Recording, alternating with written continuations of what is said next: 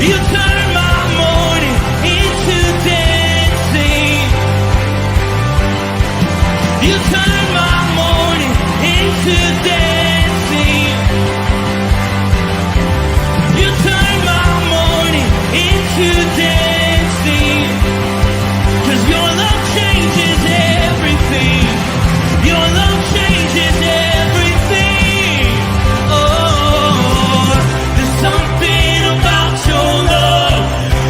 Something about your love changes everything in my body. Oh, something about your love. Something about your love changes everything. It changes everything. Something about your love.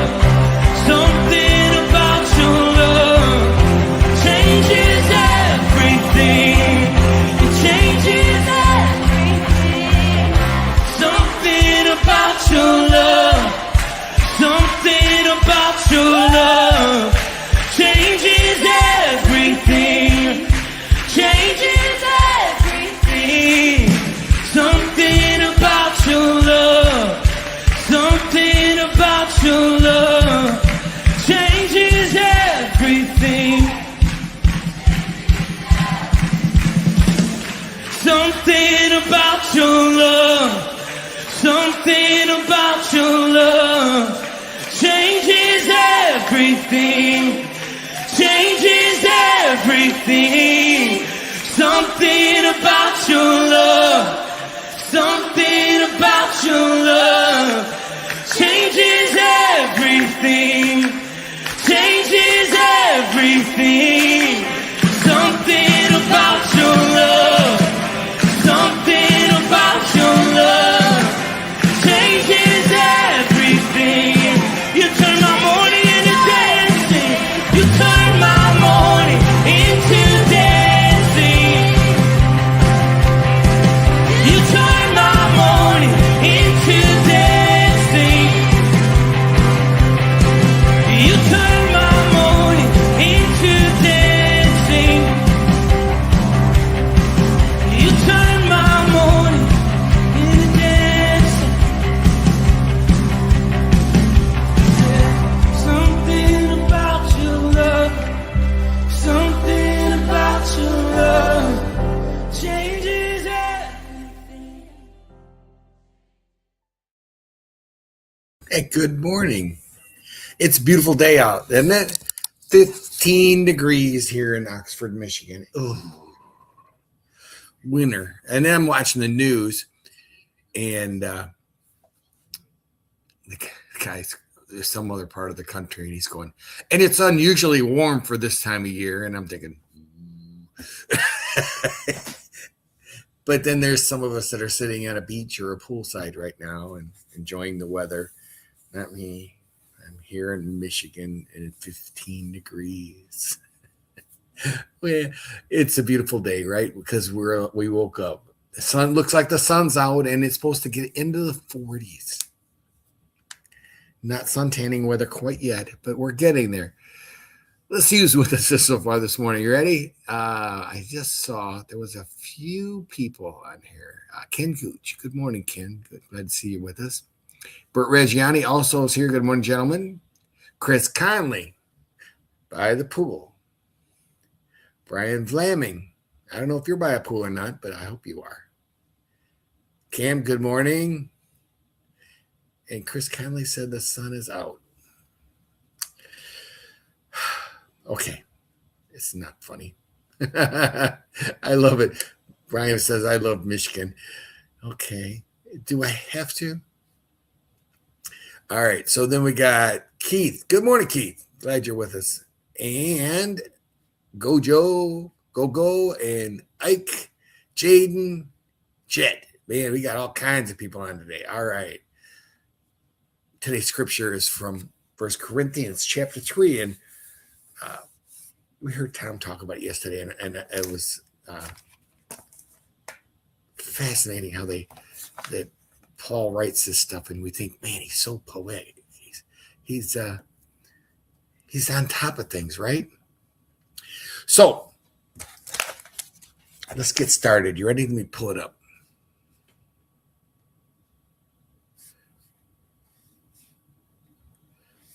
Oh, I was reading through it this morning and didn't get it started at the right spot. Let no one deceive himself. If anyone among you thinks that he is wise in this age, let him become a fool that he may become wise. For the wisdom of this world is folly with God. For it is written, he catches the wise in their craftiness. And again, the Lord knows the thoughts of the wise, that they are futile.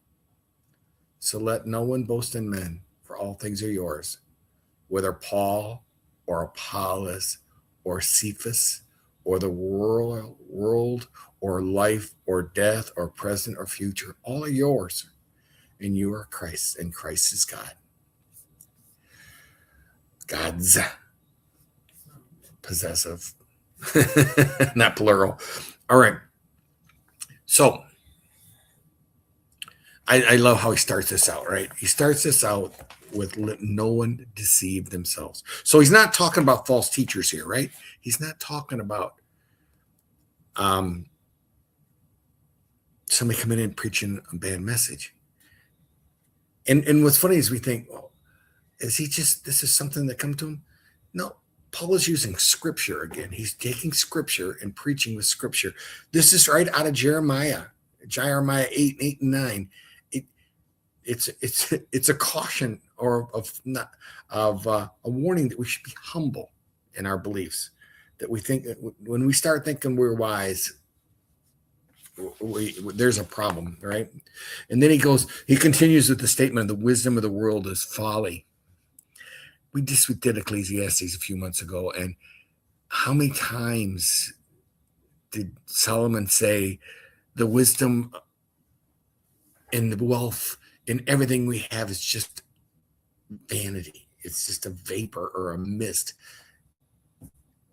It's nothing compared to the wisdom of God. I mean, Solomon was very clear in this, right? And again, the scripture is another, he's repeating Job 5:13, where he talks about the wisdom of the world is folly. There's so much that Paul does and preaches that comes right out of the Old Testament lessons. Being a Pharisee, he was aware of that stuff, right? Paul tells us that we know, he goes, that God knows the thoughts of the wise. I mean, we read a few days back that compared to God, all man's wisdom is foolishness. We seem wise, but God sees through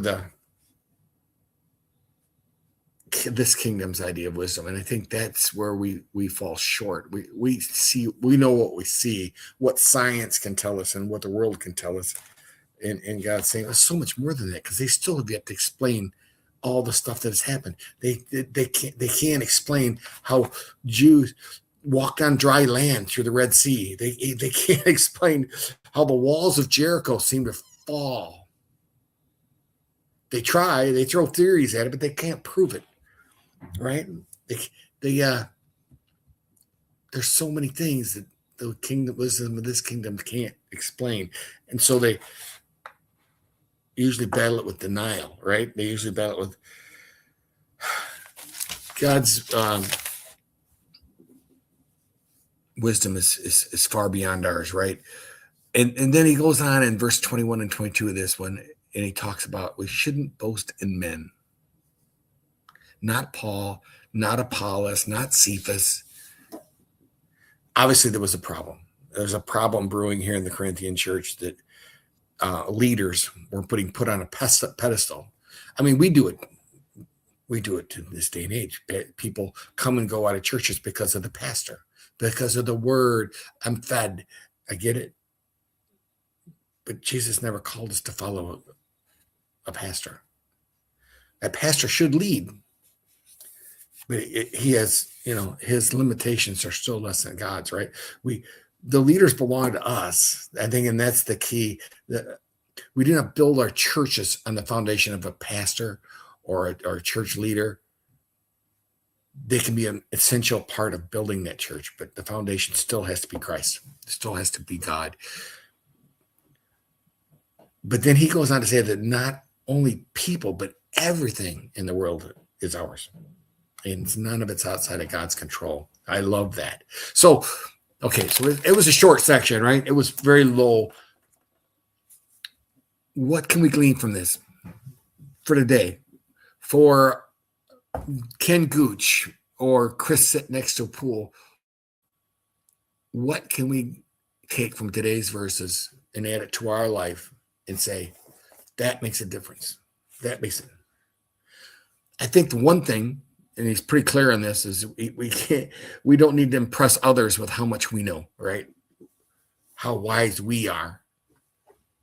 Realism starts with a humble realization that God is the one that's the wise one.